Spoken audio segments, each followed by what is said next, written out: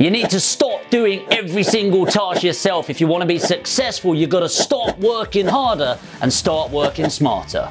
Here's how.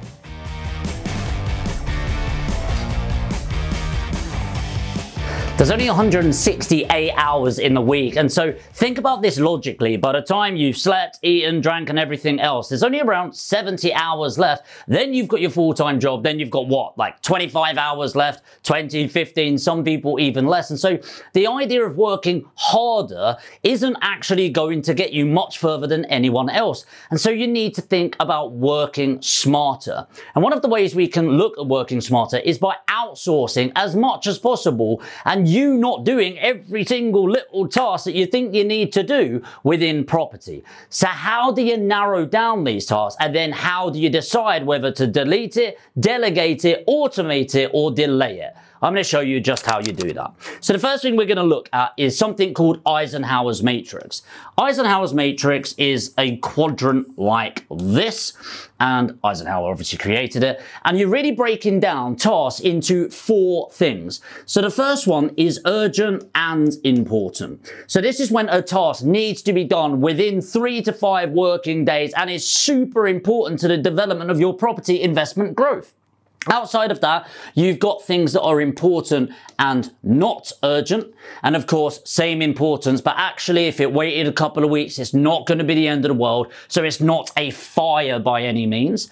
Then you've got something that is urgent but not important, and then the final one is we're looking at not important and not urgent. Now what most people do is they tend to spend most of their time in the upper right quadrant, and this upper right quadrant is really the firefighting stage, urgent and important. It's pretty typical to spend most of your time in there for the first 3 to 6 months of your property journey, but really you want to be outsourcing as much as possible, and then you want to spend most of your time here in the important and not urgent quadrant, because this is the ultimate stage of working on your business, not in your business, and creating wealth for your financial future. So here's how we go through, and we're going to implement something called the 4 Ds. Okay, the 4 Ds looks like this. So the first one we're going to look at is, does anything come under the not important and not urgent? If it does, you need to ask yourself, if it's not important to me and my growth, nor is it urgent in any way, then why are we doing it? Why are we looking at doing it in the first place? So the way that we do this is we're not going to do it. In fact, we are going to delete it.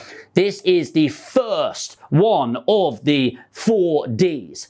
The next thing we're going to look at is the urgent and not important. Well, if something is urgent and it's not important, then it means that it has to happen, but it's not as important as I think to my growth. Let me think of this. Accounts. Okay, accounts, and they're due next week. Is that important to my financial success and growth? No, not really. But if I don't get it done next week, then I'm going to get a bollocking by HMRC. So what I'm going to do is move to my next D, which is delegate. I am going to look at outsourcing that and delegating it to another individual. And I'll be breaking down how you actually do that in a moment. Then I'm moving up to the important and not urgent. So this is the stuff that I'm going to look at and go, well, hold on, before making a decision on this, I'm going to look over in the urgent and important. I'm going to look, is there stuff to get done over there? If yes, then what I'm going to do is I'm going to delay. The reason for this is, whilst I said earlier that yes, we want to end up spending our time in the important and not urgent, it's kind of like, imagine there being a fire right in front of us. There is a fire. It is going to cause some major damage, and you go, do you know what? Maybe we shouldn't have all of this linen next to the fireplace, because what that fireplace is doing is catching onto the linen and causing the fire. What I'm going to do is remove that linen. No, put out the bloody fire. That's exactly what we're going to do, which brings me on to the 4th D of the 4 Ds. You are going to do it. And this is where we're going to look. Look, I'm going to delete it, delegate it, delay it, or get it done. Now, ultimately, every single task that comes in, you should be saying, do I need to do this? Yes or no? And the way that I like looking at this is stage one, can I automate? Can I automate this? So if we think about some things we can automate, it could be emails. Emails can be automated. Let's say an email nurture sequence. If you don't know what an email nurture sequence is, it's when somebody gets in touch with you. Maybe they download something. Maybe you add them to your marketing campaigns, and then they get a series of emails for the next 2 to 3 weeks or even a year plus. You can write those once and you can set it up in your campaign. We use Active Campaign, for example, for our software, and you can automate the entire process. What about marketing? Can you automate marketing? Well, yes. Instead of designing a leaflet and getting it sent out over and over again, I can set up some YouTube ads or Google ads or Bing ads or Facebook ads, and it automates the entire process. You set it and forget it, and whilst you are sleeping, rents are coming in on a monthly basis. What about accounts? You can automate quite a lot of your accounting so that you're not manually going through it. You can use software like Xero, which is Xero, in order to do your bookkeeping and accounts on your behalf. And a final one for automation could be alerts. So for example, if you're looking for properties on Rightmove and Zoopla or on the market every single day, why not set up an alert? Put in your criteria, and then the software automatically on a daily basis will shoot you an email with properties that tick all of the right boxes for you. Once you've looked at automation, the next stage is delegation. So how do we delegate? Because ultimately, turn to software where you can. Software doesn't get tired. Software doesn't ask for a pay rise every 5 minutes. Software doesn't take holiday. Software doesn't stop. It just gets better and better and better. But outside of that, you can delegate to other people. So let me give you an example of this. Well, how about sourcing? Sourcing your property investments. You can outsource this. Either you can write a process and you can employ somebody to do it, or you can use someone like Aspire Property Group, which is my company. We help people build their portfolios. Put APG in the comments if you want to hear more about that, by the way. But you can use somebody outside of you. What about lettings? Well, the same sort of thing. If you're looking at management for your property, do you need to do it yourself, or can somebody else do that for you? What about media? Can you outsource your media? Maybe your social media, maybe your blogs, maybe your filming, your editing and things like that. Yes, most of that can be outsourced to a certain level.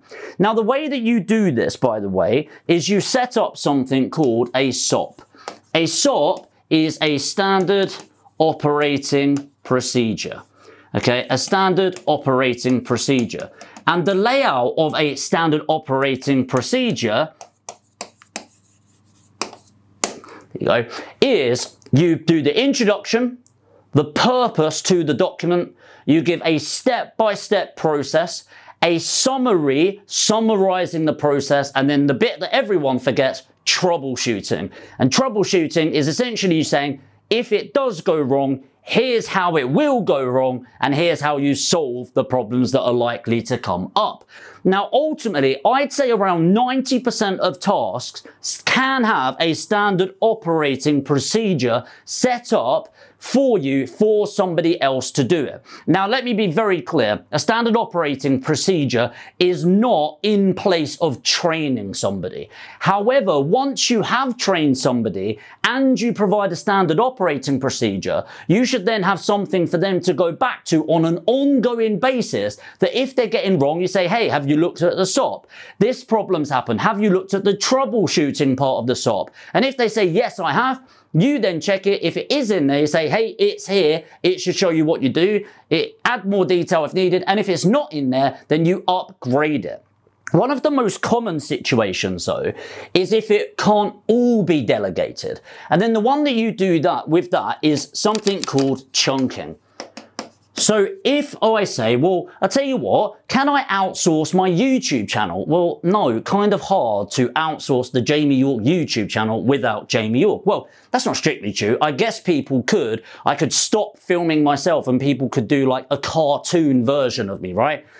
unlikely to be happening if I'm going to produce this level of content. But if I broke this down a little bit into what goes into a YouTube channel, maybe I could do this. I could have somebody doing the research, researching what people are looking for, the SEO, the tagging, all of that sort of thing. I can have somebody doing the planning. Then, of course, there's the filming. There's the editing. There's the thumbnail. There's the descriptions. There's the scheduling. And there's the commenting. And then there's maybe the stats review.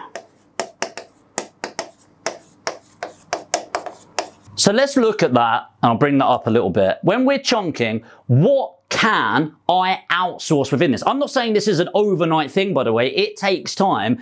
And even when I did hire Alex, who was my first media manager, and we've grown the team since then, there were still bits of this that I would be heavily involved in, and then got out and out and out from it as we develop forward. So research. Do I need to be the one that researches? No. So that can be outsourced. Planning the videos. Now, it takes a long time to get somebody else to plan your videos, but once they've spent enough time with you, understand what you like, what you don't like, your actions, all of that, that can be done.